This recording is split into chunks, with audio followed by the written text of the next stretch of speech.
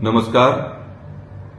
તાજેતરમાં જ લોકરક્ષક દળ અને પીએસઆઈની ભરતીની પ્રક્રિયા રાજ્ય સરકાર દ્વારા કરવામાં આવી અને એના ભાગરૂપે સુરત, વડોદરા, અમદાવાદ અને આણંદમાં ગુજરાત ક્ષત્રિય ઠાકોર સેનાના યુવાનો દ્વારા અનેક યુવાન દીકરા દીકરીઓની રહેવાની, જમવાની જે વ્યવસ્થા કરવામાં આવી એ બદલ હું એમને અભિનંદન પાઠવું છું અને આભાર માનું છું. જે રીતે વડોદરામાં 1800થી વધારે દીકરા દીકરીઓની રહેવાની વ્યવસ્થા થઈ, આણંદમાં 1000થી વધારેની વ્યવસ્થા થઈ, સુરત અને અમદાવાદમાં 500થી વધારે દીકરા દીકરીઓની રહેવાની, જમવાની વ્યવસ્થા કરી. ત્યારે હું એ યુવાનોનો આભાર માનું છું. સાથે આ તમામ પરીક્ષાર્થીઓને શુભકામનાઓ પાઠવું છું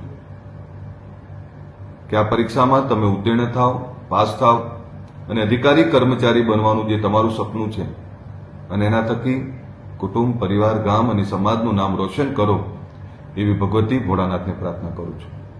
ગુજરાત ક્ષત્રિય ઠાકોર સેનાના એ તમામ યુવાનોનો ફરીથી આભાર માનું.